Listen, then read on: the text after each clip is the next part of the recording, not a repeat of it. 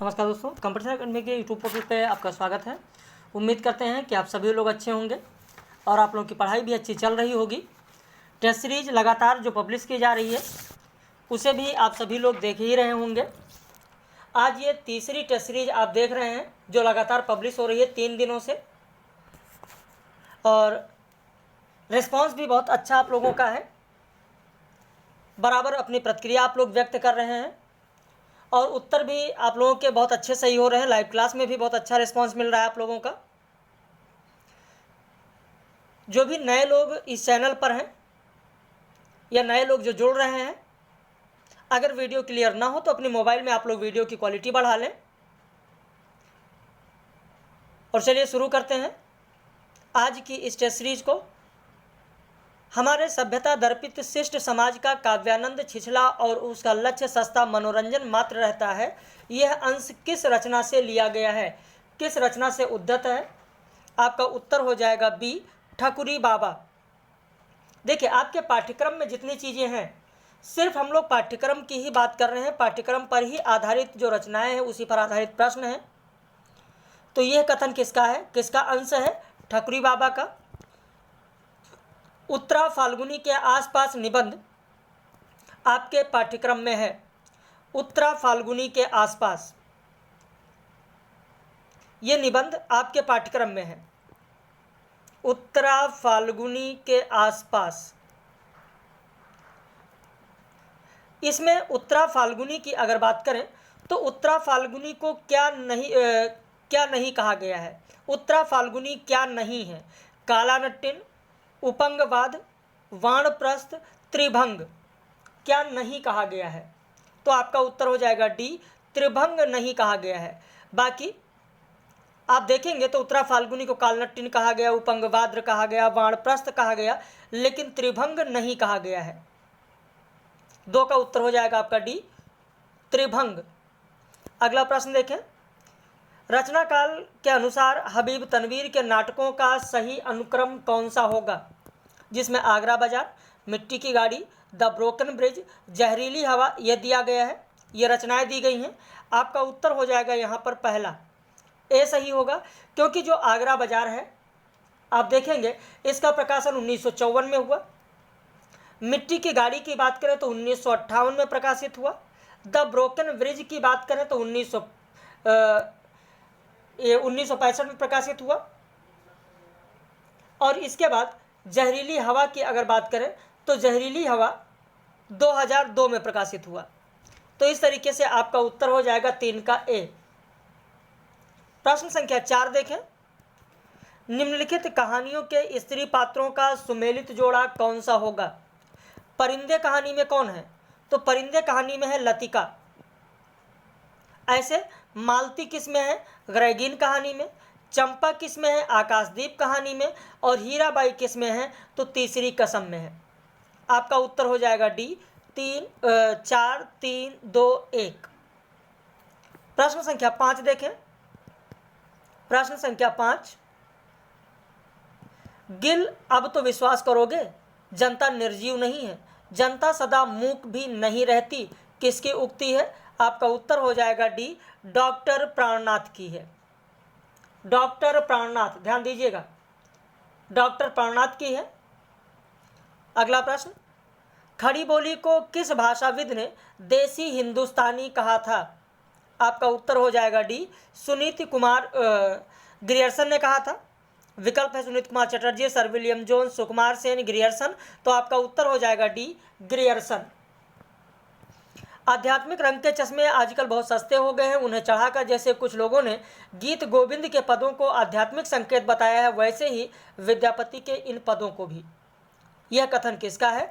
तो आचार्य रामचंद्र शुक्ल का हिंदी साहित्य का जब इतिहास पढ़ेंगे तो वहाँ पर आपको यह कथन मिल जाएगा। समास युक्त पदावली की प्रधानता होती है, किस में प्रधानता होती है? तो आपका उत्तर हो जाएगा सी, माधुर्य गुण।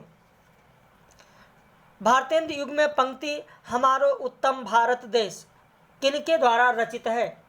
आपका उत्तर हो जाएगा सी, राधा चरण गोस्वामी द्वारा रचित है। राधा चरण गोस्वामी द्वारा रचित है। अगला प्रश्न, निम्नलिखित कवि को उनकी पंक्तियों के साथ सुमेलित करना है। प्रश्न संख्या 10 में ऊसर हृदय राम सन होई। ऊसर हृदय किसने कहा है? कबीर ने कहा है। प्यू वियोग अस बाउर जीव, मलिक मोहम्मद जायसी की पद्मावत पढ़ा होगा तो आपको यहाँ पता होगा कि यह पंक्ति जायसी की है। ऐसे सुभग शीतल कमल त्रिविध ज्वाला हरण, यह पंक्ति किसकी है? यह मीराबाई की है। और भूमि तप्त सागर मेखला एक एक भूप रघुपत कोसला, रामचरितमानस में तुलसीदास ने कहा है। तो इस तरीके से यहाँ पर आपका उत्तर हो जाएगा डी 2, 3, 1, 4। प्रश्न संख्या 11 देखें। चल चल देता है लाद लाद कर बार बार बंजारा, सब ठाठ रहा धरा रह जाता, घन बस दूर क्षितिज का तारा। ये पंक्तियां अरे यायावर रहेगा याद के किस शीर्षक से संबंधित है? आपका उत्तर हो जाएगा एक टायर की राम कहानी, परशुराम से तुरखम। परशुराम से तुरखम 11 का उत्तर हो जाएगा डी। ध्यान रखिएगा। देखिए, अरे यायावर रहेगा याद जो आपके पाठ्यक्रम में है, इस पर जितने अध्याय हैं हर अध्याय के बारे में एक एक तथ्य आप लोगों को बताया है, एक एक तथ्य की बात की गई है। तो यहां पर जो यह पंक्ति दी गई है कि चल चल देता है लाद लाद कर बार बार बंजारा, वैसे बाय द वे अगर कभी परीक्षा में यह पूछा जाए कि यह पंक्ति किसकी है, यह पंक्ति किसकी है, तो किसकी पंक्ति? कितने लोगों को पता है? कितने लोगों को पता है?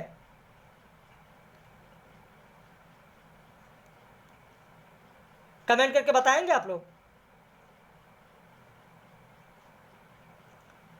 चलिए, आप लोग कमेंट का इंतजार रहेगा।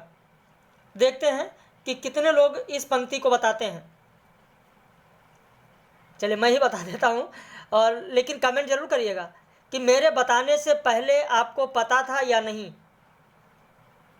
नज़ीर अकबराबादी, नज़ीर अकबराबादी, ध्यान रखिएगा किसकी पंक्ति है? तो नज़ीर अकबराबादी की। संस्कृति की संग्रहता की हिमायत करने वाले कौन हैं? आपका उत्तर हो जाएगा बी, अज्ञेय हैं। भारत दुर्दशा नाटक में कितने अंक हैं? आपका उत्तर हो जाएगा बी, 6 अंक हैं। जो भी नए लोग हैं अगर स्क्रीनशॉट लेना चाहें तो स्क्रीनशॉट ले सकते हैं इन प्रश्नों का। बाकी इस टेस्ट सीरीज का PDF लोगों को भेजा जा चुका है। हमारे नंबर पर 80 52 58 वाला जो नंबर है, जो हर जगह आपको दिख जाएगा, 80 52 58 4004, इस नंबर पर अपना नाम लिख के व्हाट्सएप कर दीजिए। आपका नंबर सेव कर लिया जाएगा। तो स्टेटस पर भी इस टेस्ट सीरीज का लिंक दिया गया है, वहां से भी जाकर आप डाउनलोड कर सकते हैं। साथ में ये भी जान लें कि नया बैच हमारे यहाँ प्रारंभ हो रहा है कल से। कल नाटक विधा से नया बैच प्रारंभ हो रहा है। नाटक विधा से नाटक पढ़ेंगे, नाटक के बाद में निबंध होगा, निबंध के बाद अन्य विधा होगी, अन्य विधा के बाद में हिंदी भाषा का इतिहास, फिर हिंदी साहित्य का इतिहास, फिर काव्य शास्त्र, कविता, आलोचनात्मक शब्दावलियाँ, ये सारे क्रम से ही चलेंगे। और जब नाटक पर पहुँचेंगे आपका सिलेबस पूरा हो जाएगा, क्योंकि साइक्लिक बैच चलता है। अगला प्रश्न देखें। इंस्पेक्टर मातादीन चांद पर कहानी के लेखक कौन है? हरिशंकर परसाई। आपका उत्तर हो जाएगा सी, हरिशंकर परसाई। अगला प्रश्न देखें। शरद पुण्या की रात किस उपन्यास का अंश है? आपका उत्तर हो जाएगा सी, जिंदगी नामा उपन्यास। भोलानाथ तिवारी के अनुसार भाषा वैज्ञानिक दृष्टि से इनमें से कौन मूलतः प्राचीन खड़ी बोली से संबंधित है? उत्तर हो जाएगा सी, दक्कनी। अगला प्रश्न। निम्नलिखित रचनाओं का रचनाकारों के साथ सुमेलित जोड़ा कौन सा होगा? सूरत मिस्र की कौन सी रचना है? सूरत मिस्र की रचना है, यहाँ पर आप देखें, रसगाहक चंद्रिका। सुधानिधि किसकी रचना है? तोस की रचना है। सूदन की रचना है सुजान चरित, और बोधा की है इश्क नामा। तो इस तरीके से आपका उत्तर हो जाएगा यहाँ पर डी। 3, 4, 1, 2। कला ज्ञान भी है, रूप भी है, किसने कहा है? उत्तर हो जाएगा सी, क्रोचे के मान्यता है, क्रोचे ने कहा है। गांधी, अंबेडकर और लोहिया भारतीय इतिहास की समस्याएं के लेखक कौन है? आपका उत्तर हो जाएगा रामविलास शर्मा। 19 का उत्तर हो जाएगा बी, रामविलास शर्मा। कर्ण द्वारा कवच और कुंडल दान करने का प्रसंग रश्मिरथी के किस सर्ग में आया है? तो चौथे सर्ग में आया है रश्मिरथी में, रश्मिरथी के चौथे सर्ग में आया है। वैसे एक एक चीज़ें आप लोगों को बताई ही गई हैं। जो चौथा सर्ग है, चौथा सर्ग भी आप लोगों ने पढ़ा ही होगा। चौथा सर्ग जहाँ पर दान करने की बात होती है, विप्र आते हैं, विप्र जो एक विप्र है, ब्राह्मण है, वो आते हैं और दान करने की बात होती है और कहते हैं कर्ण से कि कहीं आप दे सके, नहीं तो कुछ मैं धन मांगूंगा। मैं तो भला किसी विधि अपनी अभिलाषा त्यागूंगा, किंतु अपनी कीर्ति चांदनी फीकी हो जाएगी, निष्कलंक विधु कहाँ दूसरा फिर वसुधा पाएगी। तो कहते नहीं नहीं, ऐसी बात नहीं है, आप मांगिए, जो भी मांगना है आपको मांगिए। तो फिर कहते हैं कि या कुछ मुझको नहीं चाहिए, देव धर्म को बल दे, देना हो तो मुझे कृपा कर कवच और कुंडल दें। कवच और कुंडल विद्युत छू गई कर्ण के तन को, पर कुछ सोच रहस्य कहा उसने गंभीर कर मन को। ठीक है, तो इस तरीके से यहाँ पर जो दान की बात आई है वो किस सर्ग में आई है? चौथे सर्ग में आई है।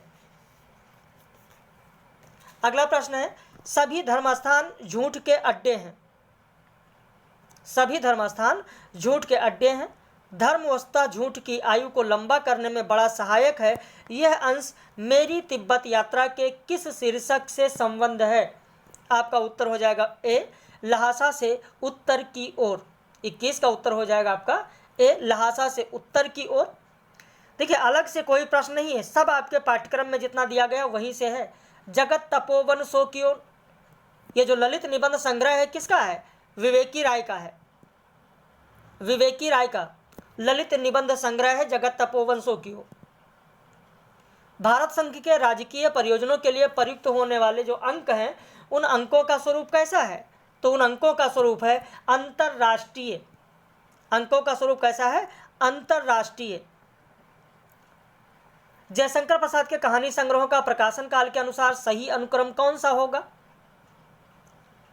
तो यहां पर सबसे पहले हो जाएगा आपका प्रतिध्वनि 1926 में। कहानी संग्रह की बात हो रही, ना कि कहानी की, इस चीज को ध्यान रखिएगा। आकाशदीप 1929 और फिर आंधी 1933, इंद्रजाल 1936। तो यह इसका क्रम है। अगला प्रश्न देखें, उपन्यास के साथ उनके पात्रों का सुमेलित जोड़ा कौन सा होगा? तो यहां पर उर्मिला, उर्मिला किस उपन्यास की पात्र है? आपका उत्तर हो ये झूठा सच में है। उर्मिला, उर्मिला झूठा सच में है। मिट्टी किस में है? तो मिट्टी है जिंदगी नामा में। और लक्ष्मी, लक्ष्मी किस में है? किस में है? मैला आंचल में। और प्रतापी चाची किस में है? धरती धन्ना अपना में। तो आपका उत्तर हो जाएगा डी, 2, 4, 1, 3। ये सारे उपन्यास आपके पाठ्यक्रम में, चाहे मैला आंचल की बात करें, चाहे झूठा सच की बात करें, चाहे धरती धन्ना अपना की बात करें, चाहे जिंदगी नामा की बात करें, क्योंकि जितने उपन्यास, जितनी रचनाएं आपके पाठ्यक्रम में हैं, उसी पर आधारित सारे प्रश्न आपको कराए जाते हैं। और अंत में जब टेस्ट सीरीज हो जाए, 100 प्रश्न हो जाए, तो अपनी प्रतिक्रिया आप लोग जरूर व्यक्त करें कि आज की टेस्ट सीरीज में आपके कितने प्रश्न सही हुए। और जैसा कि मैंने आप लोगों को कहा था कि जो टेस्ट सीरीज का वीडियो है, जो पब्लिश वीडियो है, उसे ज़्यादा से ज़्यादा शेयर करिए, अपने मित्रों को बताइए। और आप लोग इस उम्मीद पर पूरी तरीके से, मैं देख रहा हूँ, खरे उतर रहे हैं, लोगों को वीडियो भेज भी रहे हैं, शेयर कर रहे हैं। फेसबुक पर भी मैंने देखा है कई लोगों ने शेयर किया है। तो इसी तरीके से आप लोग पढ़िए, मेहनत करिए।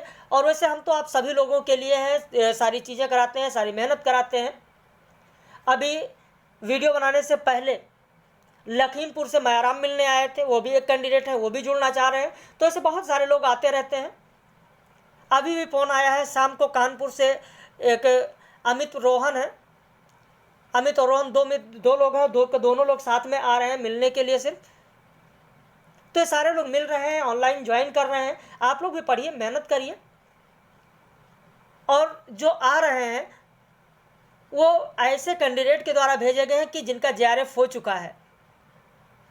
जो कानपुर से आ रहे हैं उनके एक मित्र उनको भेज रहे हैं, जिनका पिछली बार हायर में हुआ है असिस्टेंट प्रोफेसर में। और जो भी मायाराम आए थे उन लखीमपुर से, उनको उनके मित्र ने भेजा है, जिनका हमारे यहाँ से पढ़ने से उनका JRF हुआ था पिछली बार में। तो आप ही सभी कैंडिडेट भेज रहे हैं, लोगों को बता रहे हैं, लोग ज्वाइन कर रहे हैं। तो जो उम्मीदें हैं आप लोगों से, वो आप लोग काम कर रहे हैं। देखिए, चीज़ें बेहतर होती हैं, बेहतर कराई जाती हैं, सिलेबस के अकॉर्डिंग कराई जाती हैं, तो प्रश्न तो सारे यहीं से मिलेंगे आप लोगों को। निम्नलिखित में से कौन सा उच्चारण तंत्र स्थिर उच्चारण तंत्र के अंतर्गत नहीं आता है?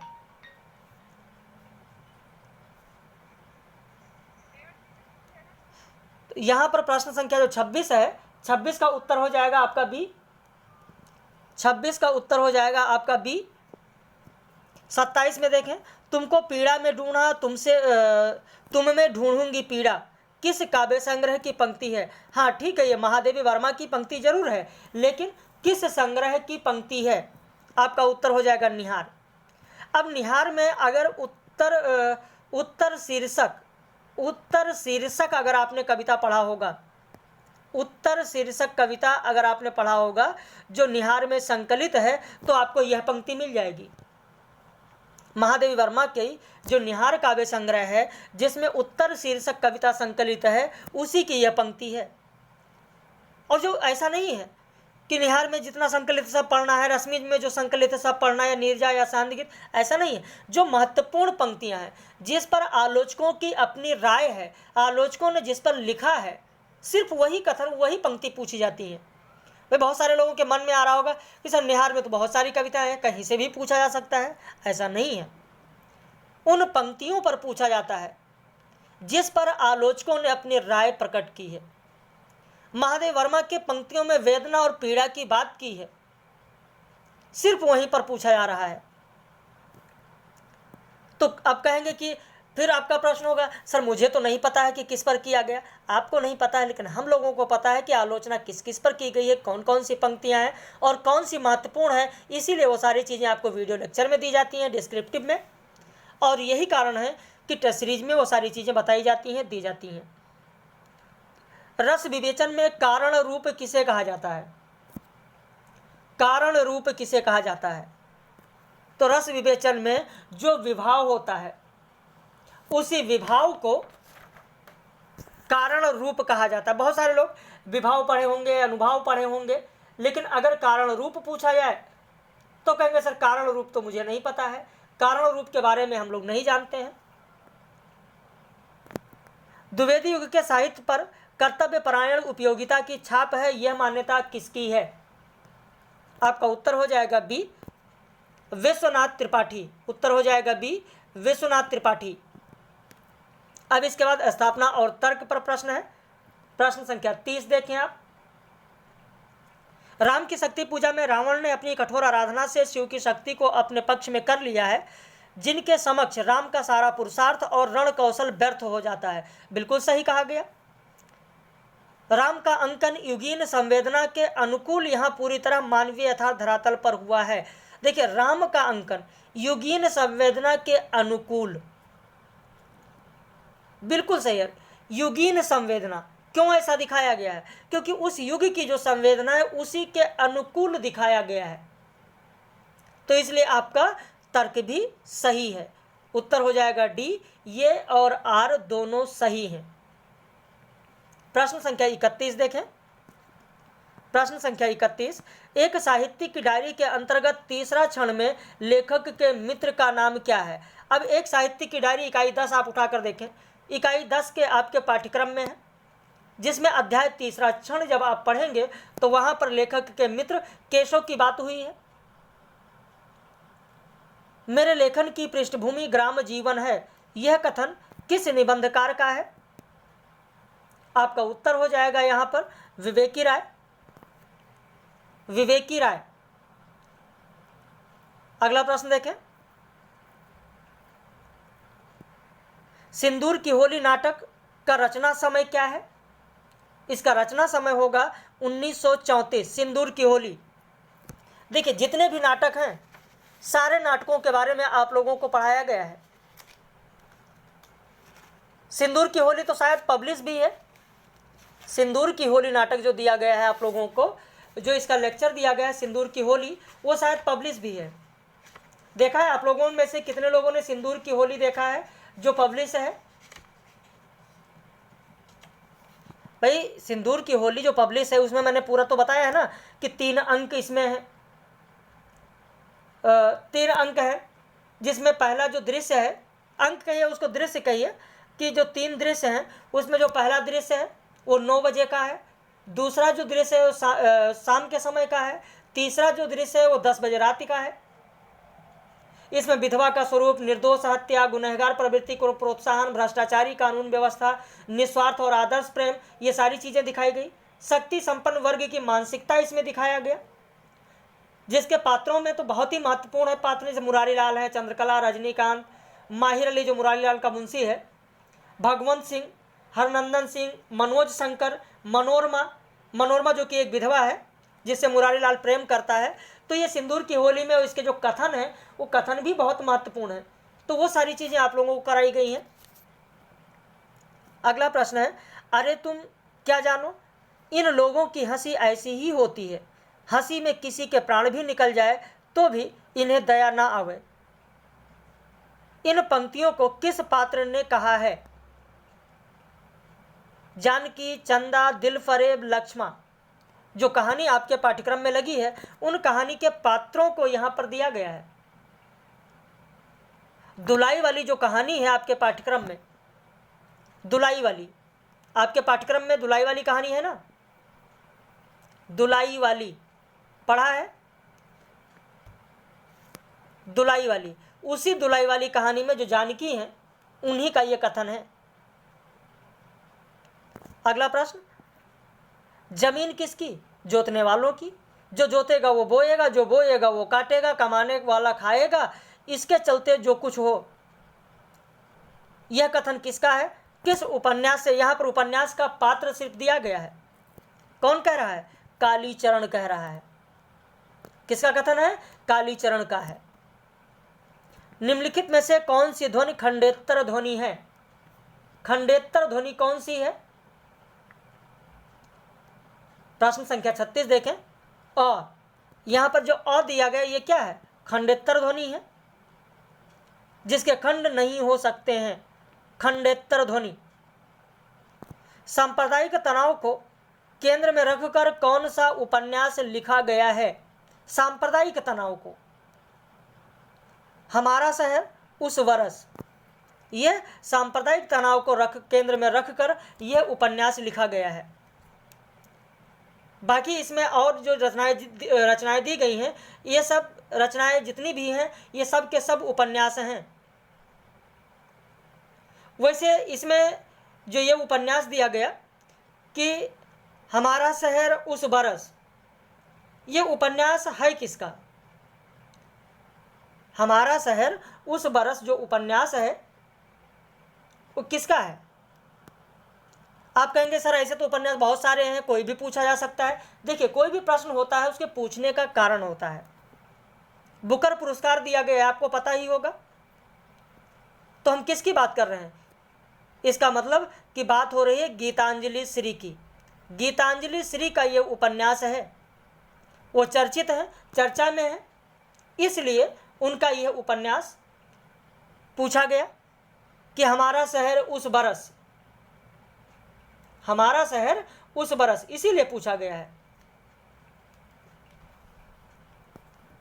अगला प्रश्न है, आइए रिचर्ड्स के अनुसार उच्च कोटि की कविता है। उच्च कोटि की कविता आइए रिचर्ड्स के अनुसार वो है जो अंतर्वेशी काव्य है। अंतर्वेशी काव्य है, उत्तर हो जाएगा आपका बी, अंतर्वेशी काव्य है। नासिकेतोपाख्यान की भाषा क्या है? उत्तर हो जाएगा संस्कृत प्रधान भाषा है। संस्कृत प्रधान भाषा है। अगला प्रश्न है, वह संधि का वर्णन किस पंक्ति से संबद्ध है? उत्तर हो जाएगा आपका बी। सहसो जौवन दुह मिल खेल, यहाँ पर उत्तर हो जाएगा आपका 40 का बी।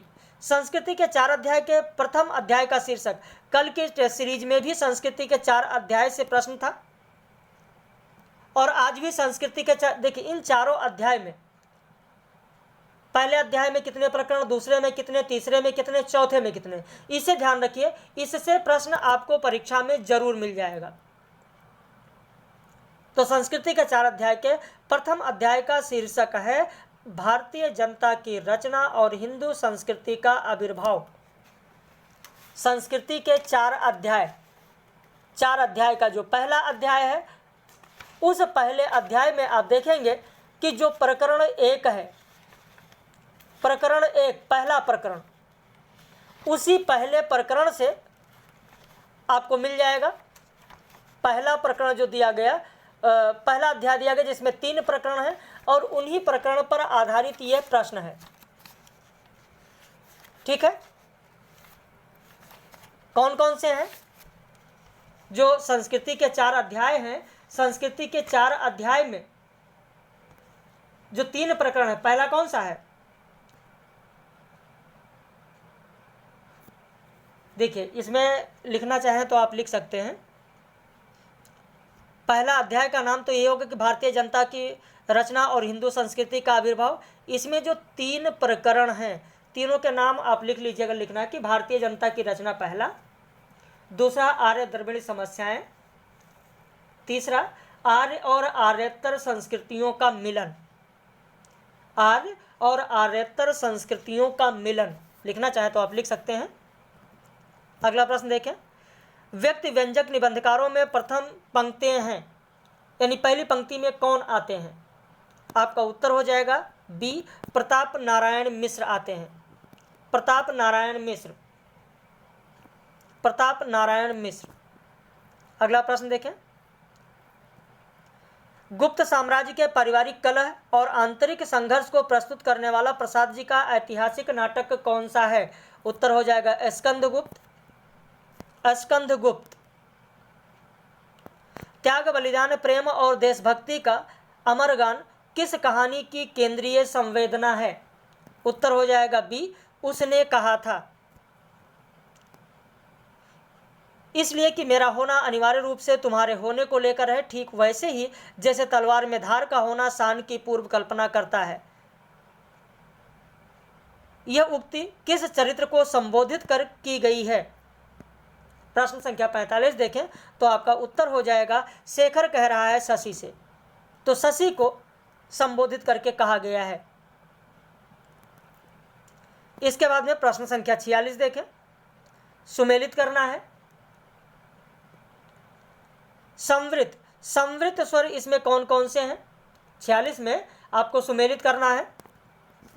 संवृत में हो जाएगा आपका बड़ी ई और बड़ा ऊ।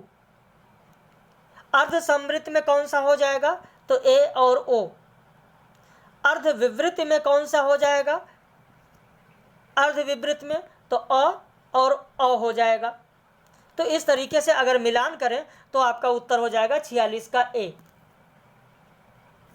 अगला प्रश्न देखें, प्रश्न संख्या 47, रचनाकारों के साथ सुमेलित करना है। रचनाकारों के साथ सुमेलित करना है। ममता कालिया, ममता कालिया का उसका यौवन, उसका यौवन, ममता कालिया का की जो रचना है वो हो जाएगा उसका यौवन। मृदुला गर्ग का हो जाएगा शहर के नाम। चित्रा मुदगल का हो जाएगा लाछाग्रह और राजी सेठ का हो जाएगा तीसरी हथेली। तो इस तरीके से आपका उत्तर हो जाएगा बी 2 1 4 3। अगला प्रश्न है, रस के बारे में रसो व सह उक्ति किसकी है? किस रचना से ली गई है? तो तैत्तिरीय उपनिषद से लिया गया है। उत्तर हो जाएगा बी, तैत्तिरीय उपनिषद से लिया गया है। अब इसके बाद में यहाँ पर जो रचनाएं दी गई, इनके प्रकाशन वर्ष के साथ सही सुमेलित जोड़ा कौन सा होगा? जूठन का प्रकाशन आप देखेंगे तो जूठन का प्रकाशन दिया 1997 होगा। मुर्दहिया 2010 में, ये भी आपके पाठ्यक्रम में है मुर्दहिया और पूछा भी गया है। वीरांगना झलकारी बाई 2003। उत्कोच, उत्कोच होगा 2019 यानी चौथा। तो इस तरीके से आपका उत्तर बन जाएगा बी 3 4 2 1। पूजा सेवा नेम व्रत गुड़ियन कासा खेल, इसमें किस बात पर बल दिया गया है? तो बाह्य आडंबर की जो व्यर्थता है उस पर बल दिया गया। पूजा सेवा नेम व्रत ये सब क्या है कहा गया? गुड़ियन का खेल है। गुड़ियन का खेल है, बच्चों का खेल है, जो बच्चे खेलते हैं गुड़ियों का खेल खिलौना लेकर। तो ये सब क्या है? व्यर्थ है, बेकार है, यानी बाह्य आडंबर की व्यर्थता पर बल दिया गया है। प्रश्न संख्या 51 देखें। क्या भूलूं क्या याद करूं के प्रारंभ में उद्धत पंक्ति मैं स्वयं अपनी पुस्तक का विषय हूं, किसका है? किसका यह है? जो क्या भूलूं क्या याद करूं पुस्तक है, उसमें जो लिखा गया है यह पंक्ति कि मैं स्वयं अपनी पुस्तक का विषय हूं, किसका है? मानतेन का है। 51 का डी हो जाएगा मानतेन। चिंतामणि भाग 1 के निवेदन में अंकित तिथि कौन सा है? देखिए, चिंतामणि से भी हमेशा परीक्षा में प्रश्न आता है, चिंतामणि से। और मैंने आप लोगों को चिंतामणि भाग 1, भाग 2, भाग 3, भाग 4 सभी के बारे में आपको मैंने बताया है, और हो सकता है कि आप लोगों को याद भी हो। चिंतामणि भाग 1 जिसमें कि 17 निबंध संकलित हैं, संपादक रामचंद्र शुक्ल हैं। चिंतामणि भाग 2 जिसमें कुल 3 निबंध संकलित हैं, विश्वनाथ प्रसाद मिश्र संपादक हैं। चिंतामणि भाग 3 जिसमें 21 निबंध संकलित हैं, संपादक नामवर सिंह हैं। चिंतामणि भाग 4 47 निबंध संकलित हैं, जिसके संपादक में कुसुम चतुर्वेदी और ओम प्रकाश सिंह हैं। तो इनके बारे में मैंने आपको बताया है। और इसमें जो निवेदन आचार्य रामचंद्र शुक्ल ने लिखा है चिंतामणि भाग 1 में, वो 2 फरवरी 1939 लिखा है। और उसी निवेदन से, अब आप कहेंगे सर ये क्यों पूछ लिया आपने कि निवेदन की तिथि? इसलिए पूछा क्योंकि इसी निवेदन से पिछले यूजीसी नेट की परीक्षा में प्रश्न आया था। अब आप कहेंगे सर यूजीसी नेट की परीक्षा में कौन सा प्रश्न आया था निवेदन से? तो प्रश्न यह आया था कि इस पुस्तक में मेरी अंतर यात्रा में पढ़ने वाले कुछ प्रदेश हैं, यात्रा के लिए निकलती रही बुद्धि पर हृदय को भी साथ लेकर। यह पूछा गया था या नहीं? यस या नो में कमेंट करके बताइएगा। इसी निवेदन से पूछा गया था। तो यह पंक्ति पूछी गई थी, और निवेदन कोई बहुत ज़्यादा नहीं है, मात्र 6 से 7 पंक्ति निवेदन में उन्होंने लिखा है, और नीचे तिथि लिख दी है कि काशी 2 फरवरी 1939। तो इसीलिए निवेदन की तिथि मैंने पूछी है, क्योंकि जो प्रश्न बनते हैं परीक्षा में, एक बार जहां से प्रश्न बन गया, विगत वर्ष के प्रश्न पत्र को उठाकर कोई भी प्रोफेसर होंगे, वो अगर पेपर सेट करते हैं तो कहते हैं ठीक है ये प्रश्न आया था। अगर यह प्रश्न आया है तो उसके नीचे कौन कौन से तथ्य, उसके इर्द गिर्द कौन से प्रश्न बन सकते हैं, उठाकर वैसे ही प्रश्न बना दिए जाते हैं। अगला प्रश्न देखें। महाभोज नाटक की प्रथम प्रस्तुति किसके निर्देशन में हुई है?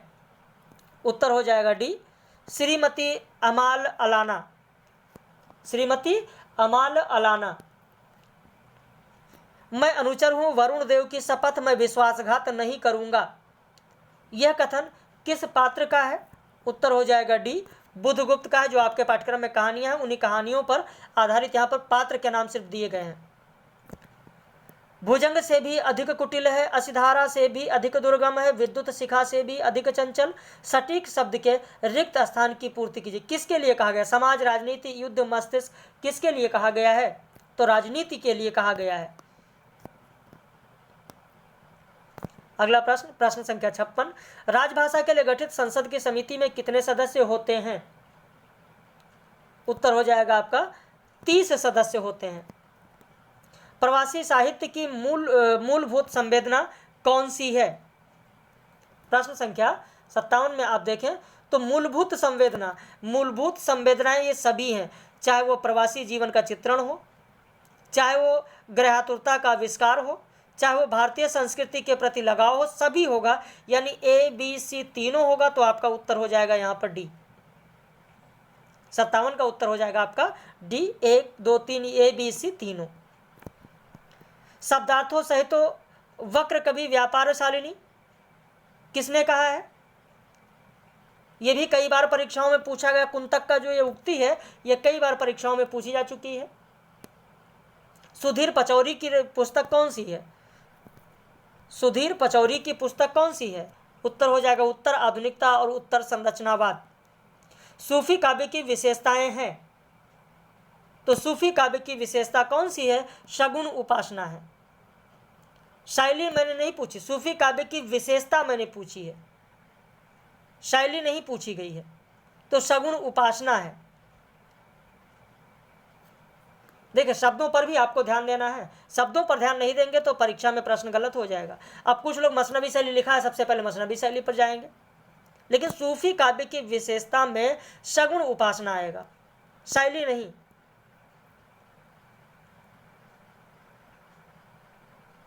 तो यहां पर तो बहुत सारे लोग तुरंत किस पे जाएंगे? कहेंगे कुछ नहीं, यहां पर मसनवी शैली होगी, लेकिन मसनवी शैली नहीं होगी, शगुन उपासना आएगा। तो इस चीज पर भी आप ध्यान दें। अब यहां पर लेकिन प्रश्न में कूट बना दिया गया है कि AC होगा, AD होगा, AB होगा, BD होगा, तो आपका उत्तर हो जाएगा यहाँ D हो जाएगा, VD आएगा, यानी D हो जाएगा। B और D सगुण उपासना भी है और हिंदू घरों की कहानियों को भी शामिल किया गया है। अगला प्रश्न, भोलाराम का जीव का यह कथन कि राजनीतिक दलों के नेता विरोधी नेता को उड़ाकर कहीं बंद कर देते हैं, कथन किसका है? तो आपका उत्तर हो जाएगा ए, चित्रगुप्त का है। किसका कथन है? चित्रगुप्त का है। निबंधकारों में फसली लेखक किसे कहा गया है? फसली लेखक कहा गया है प्रताप नारायण मिश्र को। कहा जाता है इनके निबंध तो ऐसे मिलते हैं जैसे होली आई तो होली पर लिख दिया, दीपावली आई दीपावली पर लिख दिया, कोई ऐसा त्यौहार नहीं है जिस पर इन्होंने ना लिखा हो, तो ये फसली लेखक हैं।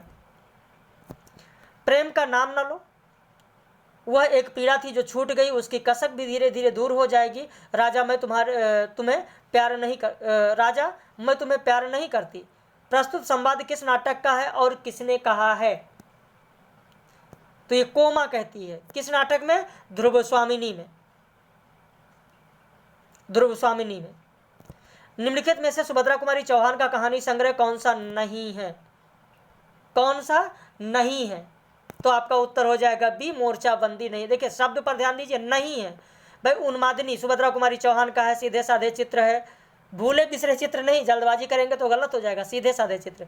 विखरे मोती, तो ये सब किसका है? सुभद्रा कुमारी चौहान का है, लेकिन मोर्चाबंदी सुभद्रा कुमारी का नहीं है। नास्तिक जब विश्वास करने पर आता है तो बड़े पंडित उसके आगे नहीं टिक सकते, किस उपन्यास का वाक्यांश है? उत्तर हो जाएगा शेखर एक जीवनी। 65 का उत्तर आपका सी हो जाएगा, शेखर एक जीवनी। ध्यान रखिएगा, बहुत ही महत्वपूर्ण यहाँ पर प्रश्न दिए जा रहे हैं। जितने भी प्रश्न दिए जा रहे हैं सब के सब बहुत ही महत्वपूर्ण हैं। निम्नलिखित में से कौन सी राजभाषा की विशेषता नहीं है?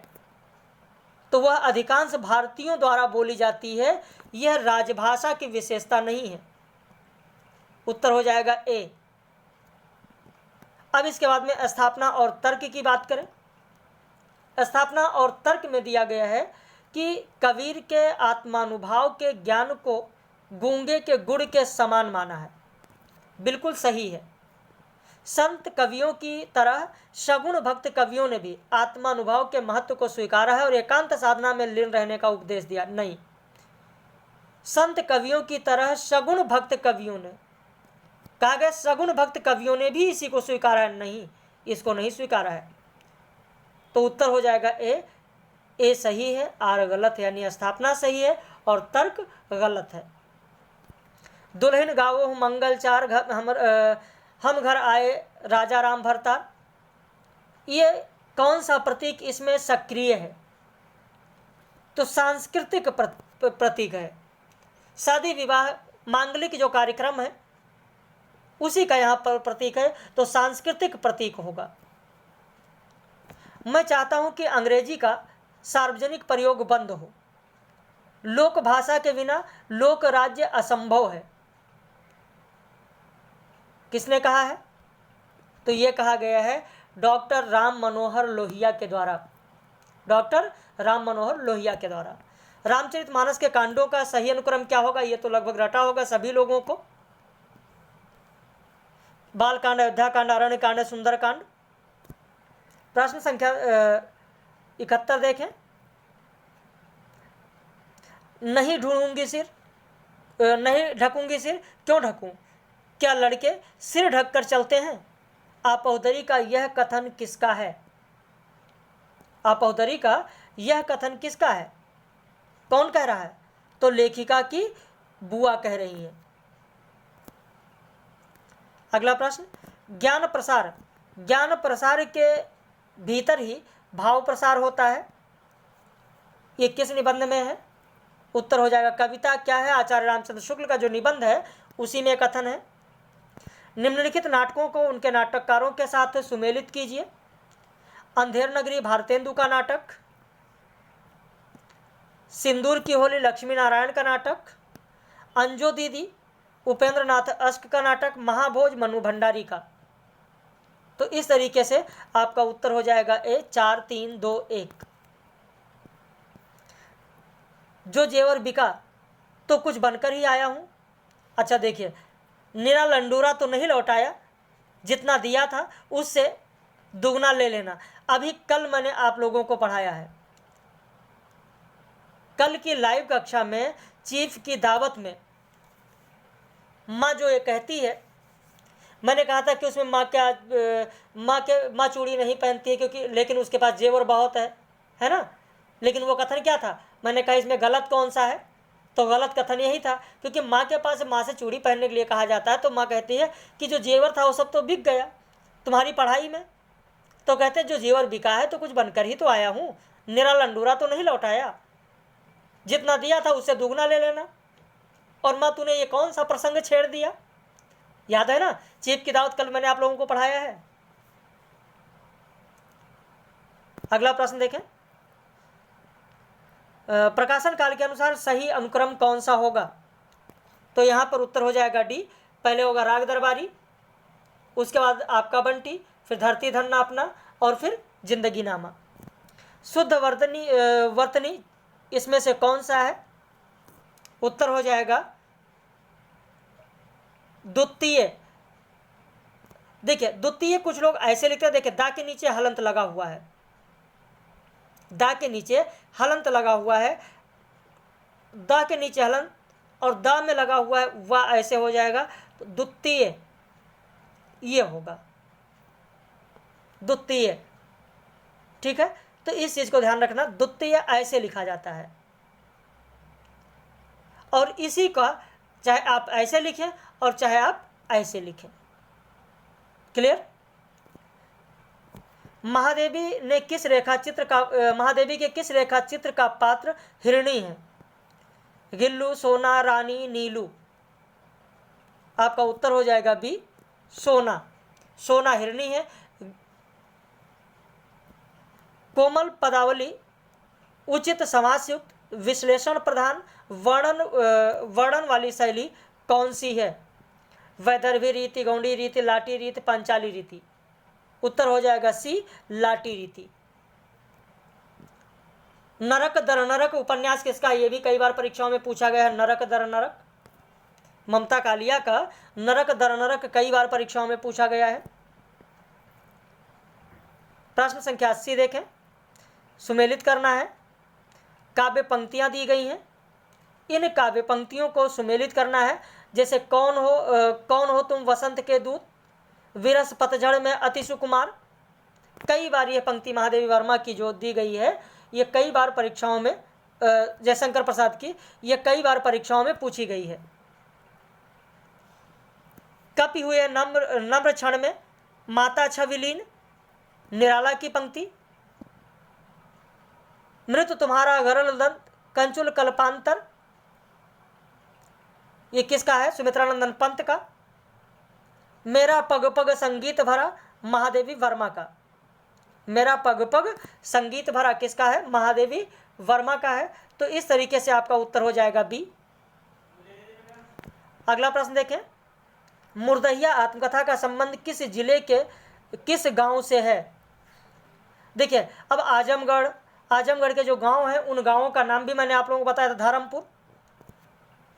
आजमगढ़ के गांव धर्मपुर के ही पास में आप देखेंगे मुर्दहिया है। मुर्दहिया वह स्थान है जहां पर मृत पशुओं को ले जाकर और वहीं पर डाल दिया जाता है, मुर्दहिया में। तो यहाँ पर आपका उत्तर हो जाएगा 81 का ए। प्रताप नारायण मिश्र की निबंध जो शैली है, उस शैली की विशेषता कौन सी नहीं है?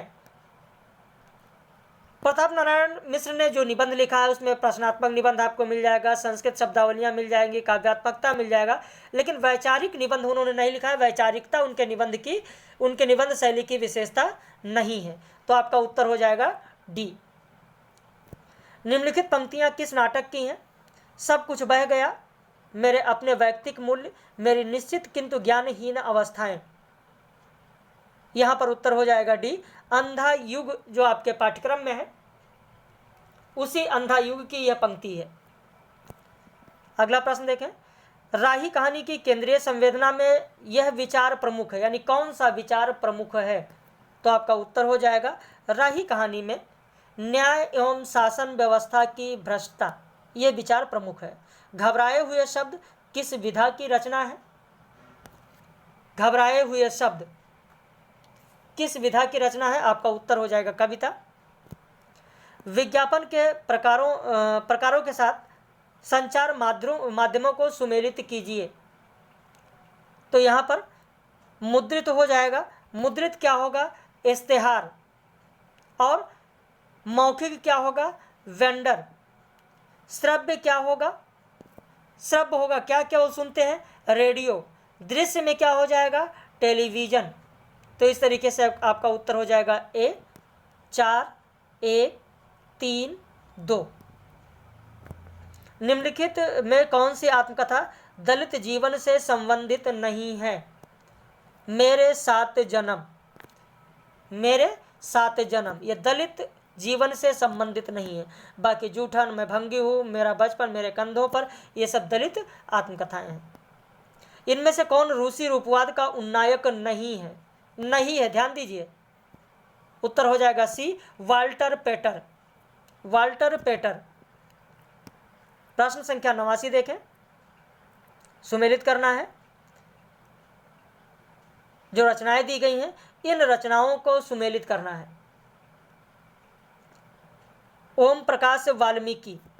ओम प्रकाश वाल्मीकि का कौन सा होगा? गो हत्या। मोहनदास नैमिषारण का कौन सा होगा? अपना गांव। जयप्रकाश करदम का क्या होगा? नो बार। रतन कुमार सांभरिया का कौन सा होगा? फुलवा। तो इस तरीके से आपका उत्तर हो जाएगा बी। 3 4 2 1। 3 4 2 1। अगला प्रश्न, सुमित्रानंदन पंत के किस काव्य के केंद्र में अरविंद दर्शन है? उत्तर हो जाएगा बी, स्वर्ण किरण। अरविंद दर्शन की बात हुई है, स्वर्ण किरण। कृष्णचंद्र की कहानी जामुन का पेड़ का केंद्रीय उद्देश्य क्या है? केंद्रीय उद्देश्य है नौकरशाही का पर्दाफाश। देखिए, केंद्रीय उद्देश्य पूछा गया है कि केंद्रीय उद्देश्य क्या है। संस्कृति और सौंदर्य शीर्षक निबंध का लेखक निबंध के बिल्कुल आरंभ में किसे याद करता है? हजारी प्रसाद द्विवेदी को।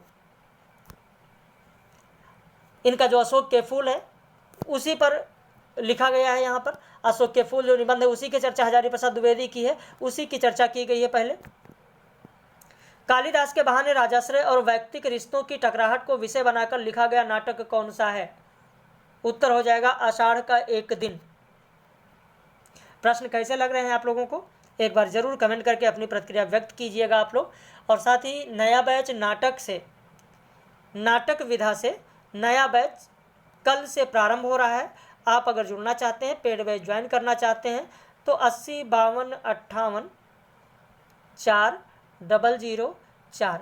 इस नंबर पर आप व्हाट्सएप करके जानकारी ले सकते हैं। या इस टेस्ट सीरीज को अगर आपको लेना है, यह टेस्ट सीरीज जो पब्लिश है आज की, लगातार 3 दिनों से तीसरी टेस्ट सीरीज है पब्लिश हो रही है, तो अगर आपको चाहिए तो आप हमारे इसी नंबर पे व्हाट्सएप कर दीजिए अपना नाम लिख के और टेस्ट सीरीज लिख दीजिएगा, तो उसके आपका नंबर सेव कर लेंगे।